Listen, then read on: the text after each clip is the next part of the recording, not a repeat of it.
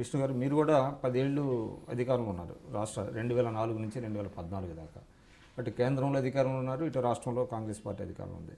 అయితే విచిత్రం ఏంటంటే ఇప్పుడు కాంగ్రెస్ పార్టీని రన్ చేయడానికి అసలు ఫండ్స్ లేవు, అందువల్ల అది కూడా ఒక పెద్ద లోపం అనేటువంటి టాక్ వినపడుతుంది. అంటే ఏ ప్రోగ్రాము చేపట్టాల్సి వచ్చినా ఫండ్స్ ఉండాలి.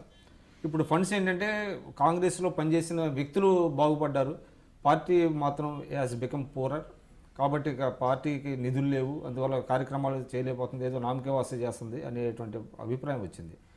అంటే రేపు ఎందుకు చెప్తానంటే రేపు ఫ్యూచర్లో 2019లో జరిగే ఎన్నికల్లో 2 ప్రధాన పార్టీలు కూడా చాలా భారీ ఎత్తున డబ్బులు ఖర్చు పెట్టబోతున్నాయి అనేటువంటి వార్త వినపడుతున్న నేపథ్యంలో కాంగ్రెస్ పార్టీ తరఫున అభ్యర్థులుగా వచ్చేవాళ్ళు ఏ విధంగా నిలబడగలరు, వాళ్ళ కాన్ఫిడెన్స్ ఏ విధంగా మీరు ఇవ్వగలుగుతారు? అంటే మీరు రాష్ట్రం తీసేయండి, మీ యొక్క కృష్ణా జిల్లా చెప్పగలిగితే. అంటే మీరు చెప్పినటువంటి మాట వాస్తవమే. ప్రాంతీయ పార్టీలు ఆర్థికంగా బలంగా ఉంటాయి, అధికారంలో ఉన్నటువంటి పార్టీలు కాబట్టి కొంచెం ఇదిగా ఉంటుంది. కానీ నాకు తెలిసినంత వరకు అయితే మీరు కూడా అర్బన్ జిల్లా అధ్యక్షుడు అదే నాకు తెలిసినంత వరకు అయితే ప్రజలు ఒక సునామీలాగా వస్తే, ప్రజలు ఒక అభిప్రాయాన్ని కనుక వాళ్ళు మార్చుకుంటే డబ్బులతో పని లేదండి. ఎంతమంది money is not a problem కాదు, మనీ కరెక్ట్ కాదు. రాజకీయాల్లో కొన్ని కోట్లు ఖర్చు పెట్టిన వాళ్ళు ఓడిపోవచ్చు, ఏమీ లేనటువంటి వాళ్ళు గెలవచ్చు. కాబట్టి మనం ఏంటంటే ఒక ట్రెండ్ క్రియేట్ చేయడానికి, ఒక మనోధైర్యాన్ని ఇది ఇవ్వడం కోసం కాంగ్రెస్ పార్టీ క్యాష్ క్రంచ్ ఎదుర్కొంటుంది అనేటువంటిది ఉన్నది నిజమే. అంటే జనరల్గా అధికారంలో లేనప్పుడు పెద్ద అలాంటి సమస్యలు ఎదురవుతాయి కదా.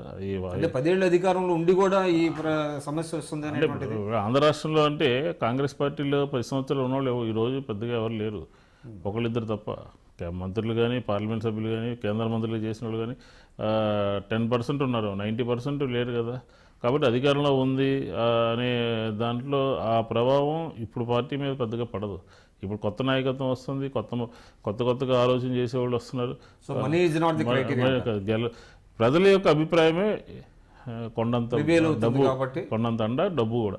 డబ్బులు లేకపోయినా కూడా మీరు మీ ప్రోగ్రాంలు చేసుకెళ్తారండి. అదే మా ప్రోగ్రామ్స్ ఇప్పుడు ఎక్కడ జిల్లా కాంగ్రెస్లో ఉన్నటువంటి వాళ్ళు కానీ, సిటీ కాంగ్రెస్లో ఉన్నటువంటి వాళ్ళు కానీ, ఆ నియోజకవర్గాల ఇన్ఛార్జీలు కానీ ఉన్నా లేకపోయినా కింద మీద పడి పార్టీ కార్యక్రమాలు చేస్తూ ఉన్నారు.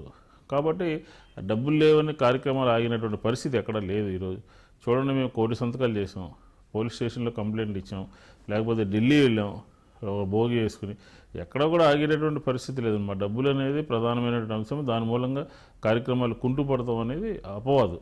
నేను మల్లాది విష్ణు, ఎక్స్ఎమ్మెల్యే, కాంగ్రెస్ పార్టీ. మీరు చూస్తున్నది ఐ డ్రీమ్ న్యూస్.